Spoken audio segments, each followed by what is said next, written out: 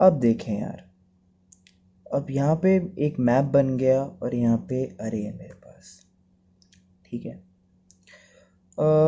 अब इसके आगे भी हमारे पास एक से दो अप्रोचेज़ है कि हम इसको कैसे सॉल्व कर सकते हैं।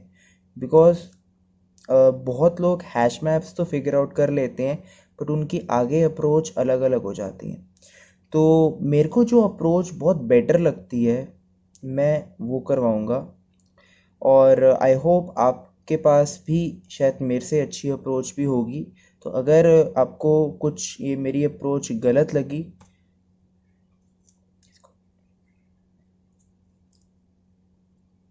हाय गाइस, तो यहाँ पर मैंने मैप बना लिया है और यहाँ पर मैंने अरेज बना लिए हैं। फाइन।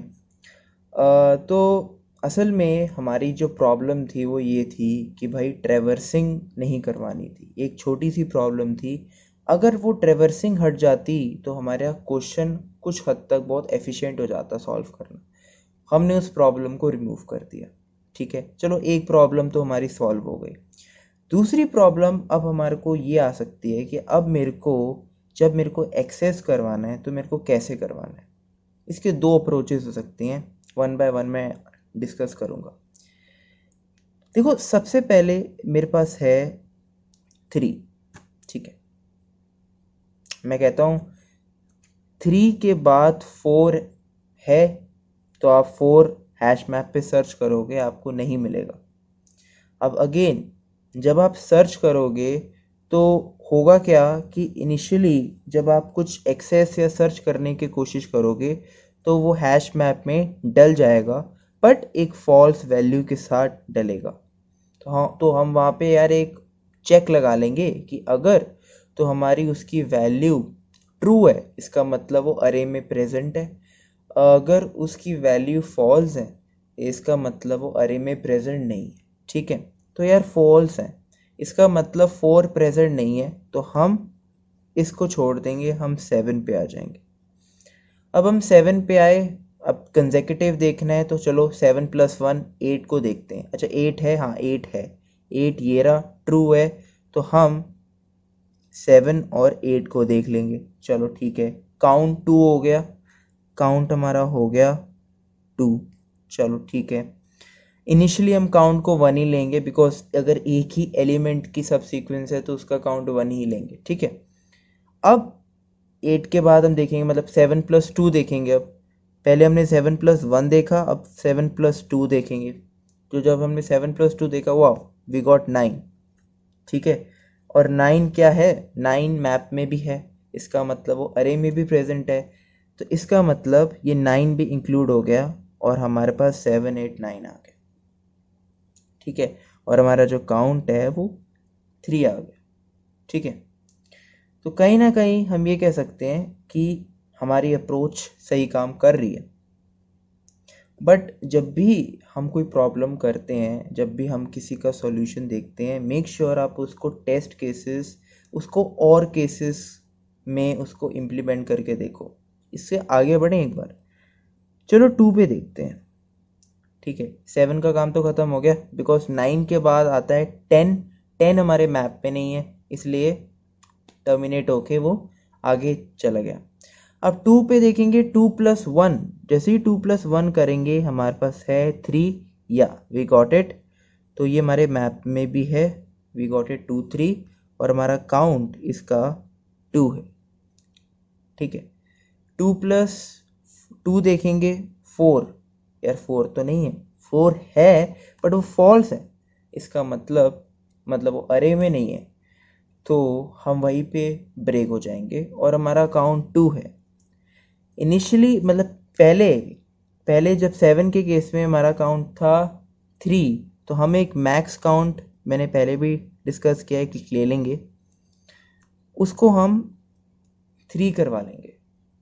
अभी काउंट 2 है, अब अगर 3 छोटा होता 2 से तो ऐसा तो हो नहीं सकता, तो मैक्स काउंट हमारा 3 ही रहेगा। मतलब कुल मिला के हमारा जो आंसर रहेगा वो अभी यही रहेगा। ठीक है, बट यार यहाँ पर एक प्रॉब्लम है। यहाँ पर ये प्रॉब्लम है कि भाई 2 3 तो है, बट असल में कंसेक्यूटिव देखना है ना, तो 1 को हम शायद भूल गए हैं, हम शायद 1 को भूल गए।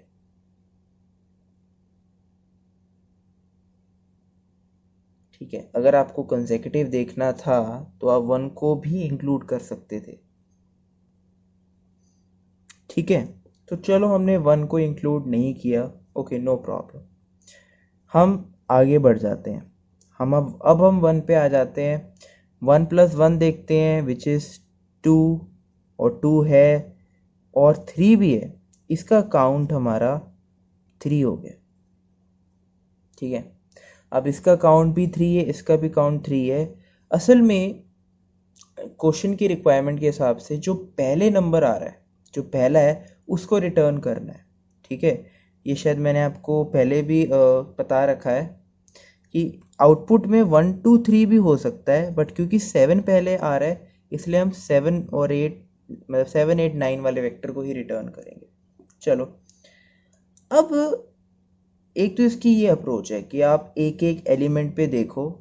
ठीक है, और 1 को भी आप अगर आप देख रहे हो तो 2 और 3 को भी इंक्लूड कर रहे हो, 2 को देख रहे हो तो सिर्फ आप 3 को इंक्लूड कर रहे हो, राइट। और जिसका काउंट मैक्सिमम होगा उसको आप रिटर्न करवा दोगे, फाइन। एक ये चीज़ है, शायद इससे कुछ और अच्छा भी हो सकता है, जो कि शायद मेरे दिमाग में भी नहीं आया था फर्स्ट टाइम जब मैं क्वेश्चन कर रहा था, बट फिर मैंने इसको देखा। बेसिकली क्या हो सकता है, हमारे पास 3 7 2 1 9 8 है। हम ज़्यादा काम क्यों करें ना, जितना हमारा एल्गोरिदम अच्छा होगा उतना बहुत बढ़िया चीज़ है, राइट। हम एक काम करते हैं, हम सबसे पहले 3 पे आते हैं।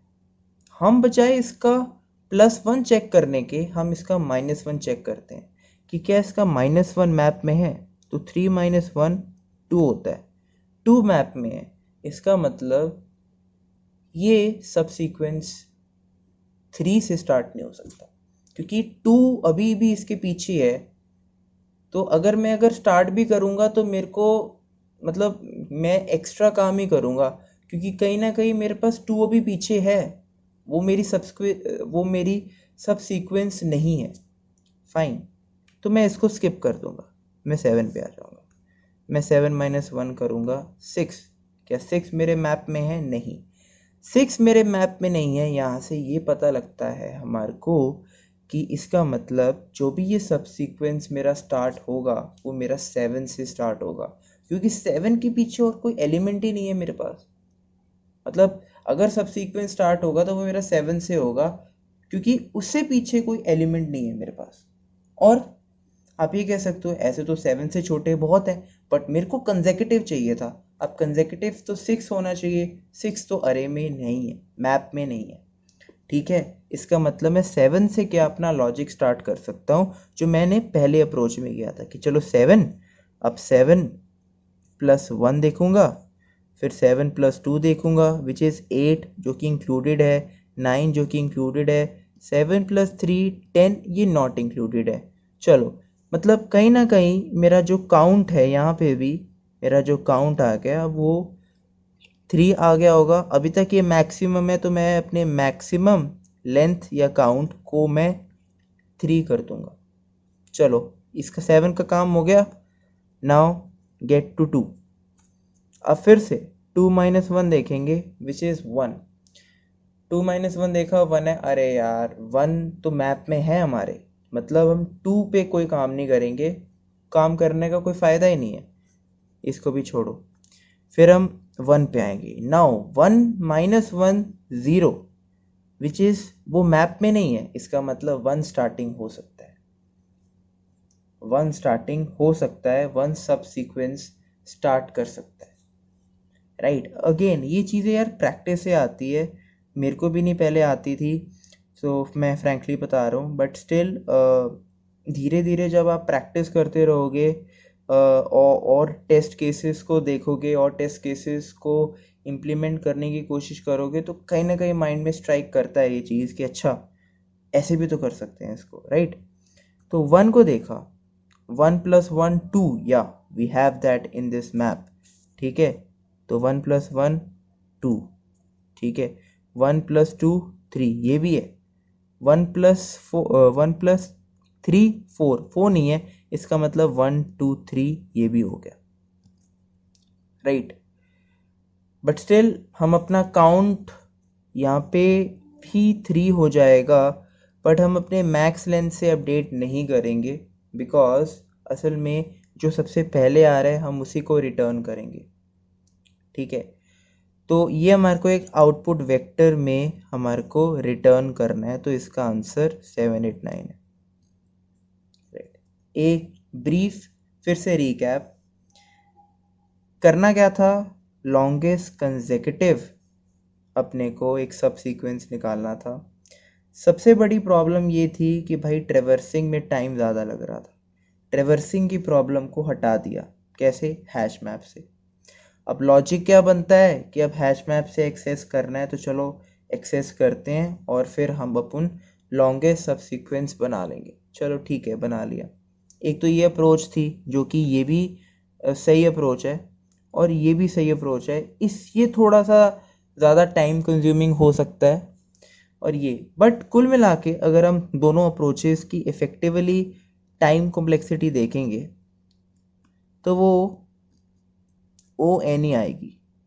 ऐसा क्यों, देखो हमारे पास n एलिमेंट्स हैं, अगर हमारे पास n एलिमेंट है, हम हर एक एलिमेंट पे जाके कुछ कांस्टेंट वर्क कर रहे हैं। अब आप कहोगे नहीं, 7 पे तो अगर हम गए तो हम 8 को भी देख रहे हैं, हम 9 को भी देख रहे हैं, इसका मतलब हम सारे एलिमेंट्स को तो नहीं देख रहे हैं ना, तो कुछ स्पेसिफिक एलिमेंट्स को देख रहे हैं, और हैश मैप पे उन स्पेसिफिक एलिमेंट्स को एक्सेस करने के लिए हमारे को ओवन टाइम लगता है बस, तो कुछ कांस्टेंट टाइम ही हम कुछ यूज़ कर रहे हैं। तो n एलिमेंट है तो k + k up to n which is k n, effectively ये हमारा ओ एन आ जाएगा, and that is what we wanted, ठीक है। ये हमारी टाइम कॉम्प्लेक्सिटी हो गई, ठीक है। तो मैं इसका कोड का लिंक, अपने गिटहब अकाउंट का लिंक डिस्क्रिप्शन बॉक्स में दे दूंगा। अगर फर्स्ट ऑफ ऑल मैंने जो आपसे अप्रोच डिस्कस करी है उस अप्रोच पे करना, खुद कोड करना, आपको ज़्यादा अच्छे से समझ में आएगा। एंड और मैं कोड में इसलिए नहीं करवा रहा बिकॉज कोड में मैं अच्छे से समझा नहीं पाता, यहाँ पर मैं अच्छे से आपको अप्रोच समझा सकता हूँ, फिर आप उसको कोड कर सकते हो तो वो ज़्यादा आसान रहेगा। आप कुछ और भी अप्रोच यूज़ कर सकते हो। ऐसा भी हो सकता है कि कोई मेरे से भी अच्छी अप्रोच हो सकती है आपके पास, सो अगर है होगी तो मेक श्योर कि आप उसको कमेंट करो ताकि मैं भी कुछ उससे ज़्यादा सीख पाऊँ, right. And in the end मैं ये कहता हूँ कि if you like my work, if you like my video, इससे कुछ सीखने को मिला है, so you can support me by liking, sharing the video and also by subscribing the channel, because हर रोज़ मैं एक प्रॉब्लम डेटा स्ट्रक्चर और एल्गोस के टॉपिक्स में डालता हूँ, right. So if you want to gate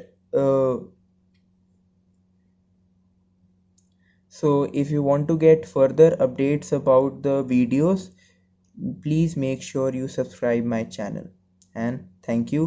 Happy coding.